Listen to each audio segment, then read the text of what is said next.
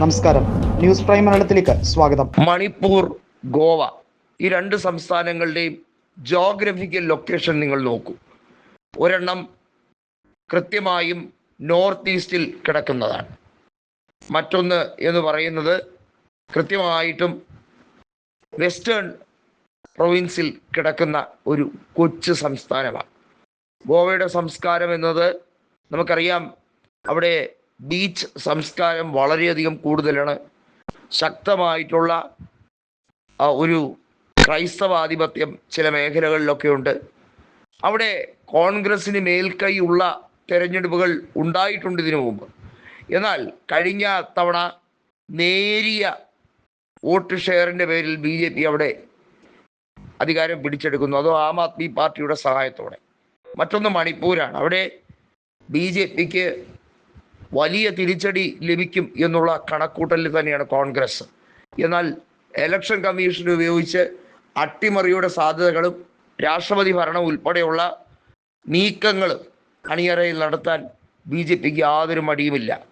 ചെറിയ സംസ്ഥാനങ്ങളായ ഇവ രണ്ടും കൃത്യമായും കേന്ദ്രഭരണ പ്രദേശങ്ങളാക്കാൻ വേണ്ടിയുള്ള നീക്കങ്ങളും അണിയറയിൽ ആലോചിക്കുന്നുണ്ട്. കേന്ദ്രഭരണ പ്രദേശമായി ഗോവയെയും അതുപോലെ തന്നെ മണിപ്പൂരിനെയും മാറ്റിയാൽ നേരിട്ട് അമിത്ഷായ്ക്ക് ആഭ്യന്തരം ഇംപ്ലിമെൻ്റ് ചെയ്യാൻ കഴിയും. കേന്ദ്ര പോലീസ് സേനയായിരിക്കും ഇവിടെ റോന്തു ചുറ്റുക. അവരുടെ കണ്ണുകൾ വെട്ടിച്ചുകൊണ്ട്, അല്ലെങ്കിൽ അവരുടെ നീക്കങ്ങളെ സംസ്ഥാന സർക്കാരിന് ഒരിക്കലും മറികടക്കാൻ കഴിയില്ല. നോക്കൂ, ഡൽഹി കേജ്രിവാൾ ഭരിച്ച സമയത്തൊക്കെ കേജ്രിവാളിനെ നിയന്ത്രിച്ചിരുന്ന ആരാണ്? ഡൽഹി പോലീസ് കേജ്രിവാളിൻ്റെ നീക്കങ്ങളെ അംഗീകരിച്ചിട്ടുണ്ടായിരുന്നു. അതിഷി മാർലേനെ അപമാനിക്കാൻ വേണ്ടി ഡൽഹി പോലീസ് ശ്രമിച്ചതുൾപ്പെടെയുള്ള കാര്യങ്ങളെ ചെറുതായി കാണാൻ കഴിയുമോ? ഇവിടെയാണ് കൃത്യമായി പറഞ്ഞത് രാഷ്ട്രപതി ഭരണം തുടങ്ങിയ വിഷയങ്ങൾ, അതുപോലെ തന്നെ സംസ്ഥാന പദവി എടുത്തു മാറ്റുന്നതിനെ സംബന്ധിക്കുന്ന വിഷയങ്ങൾ. കശ്മീരിൻ്റെ സംസ്ഥാന പദവി എടുത്തു കളഞ്ഞുകൊണ്ട് അവിടെ രണ്ട് മേഖലയാക്കി, രണ്ട് പ്രൊവിൻസുകളാക്കി തിരിച്ചത് എന്തിനു വേണ്ടിയാണെന്ന് ഇപ്പോഴും വലിയ രീതിയിൽ ചോദ്യമുണ്ട്.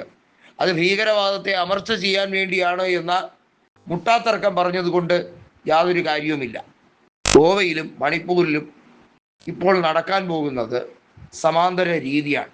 അധികാരം കോൺഗ്രസിനാണ് ലഭിക്കുന്നതെങ്കിൽ അവിടെ അടിയന്തരാവസ്ഥ കൊണ്ടുവരും. അത് കൃത്യമായും ഈ രണ്ട് സംസ്ഥാനങ്ങളുടെയും സംസ്ഥാന പദവികൾ എടുത്തു കളയുന്നതിലേക്ക് വഴിയൊരുക്കും.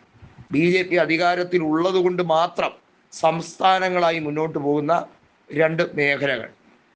ഈ രണ്ടിടത്തും ജനങ്ങൾക്ക് വേണ്ട ക്ഷേമമോ നീതിയോ ഒന്നും BJP നടപ്പിലാക്കുന്നില്ല എന്നുള്ളത് സാധാരണക്കാർക്ക് മനസ്സിലാകും. ഈ രണ്ട് സംസ്ഥാനങ്ങളിൽ നിന്നുമായുള്ള 4 ലോക്സഭാ മണ്ഡലത്തിൽ ആകെ നോർത്ത് ഗോവയിൽ മാത്രമാണ് BJPക്ക് ആധിപത്യം ഉള്ളത്. മറ്റ് മേഖലകൾ, മണിപ്പൂരിലെ ഇന്നറും ഔട്ടറും അതുപോലെ ഗോവയിലെ സൗത്ത് ഗോവയും ഒക്കെ എന്തുകൊണ്ടാണ് കോൺഗ്രസ് ആധിപത്യത്തോടെ നിൽക്കുന്നത്?